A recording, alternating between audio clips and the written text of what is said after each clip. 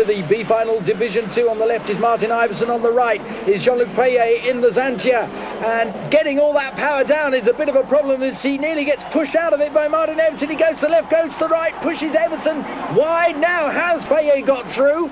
On the loose, he really is formidable, and he has gone through. And on the inside, that's Sune Andersson who's picked up the pieces, and he's picked up second place as well, leaving Martin Iversen back in third place. Kamiel Vereeken in fourth place. Let's have a look at this start again. He cut right across in front of Iversen. Iversen pushed him. Luc Pailler managed to recover brilliantly. So now Sune Andersson has got second place, the best position he's had here this weekend in the awesome Audi. Reputed to lay down, if possible, something like 800 brake horsepower, usually unmanageable, but here today, the veteran Swede, Sune Andersson,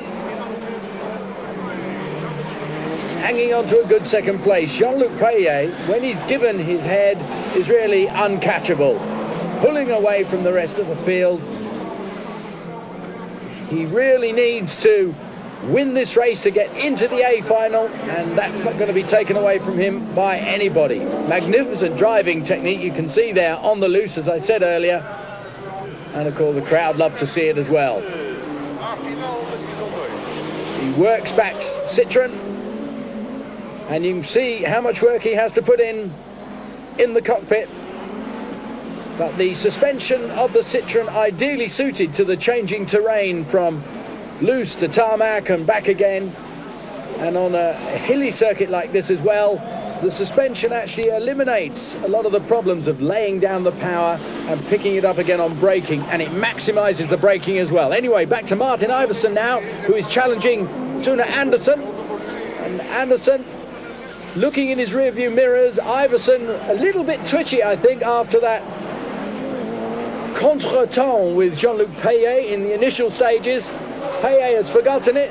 Iversen hasn't. He moves through, loses a bit of body work, but gains a place in front of Sune Andersson and takes his escort through into second place. Well, breathing rarefied air out in front is Luc Pailler, and the crowd enjoying the battle between Andersson and Martin Iversen.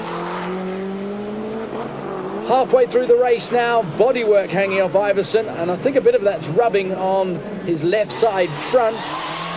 We haven't had any problems here this weekend with punctures at all, which is absolutely the opposite to what happened back in Austria in the first round. But there could be a little bit of a problem there for Iversen, who knows.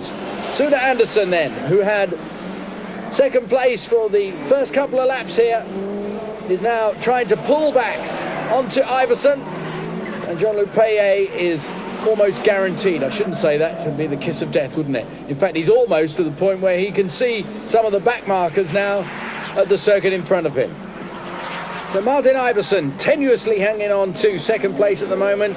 Had a year off from Rallycross last year and is back now and having his work really cut out with the challenge from Sune Andersson, who tries to go through on the right hand side.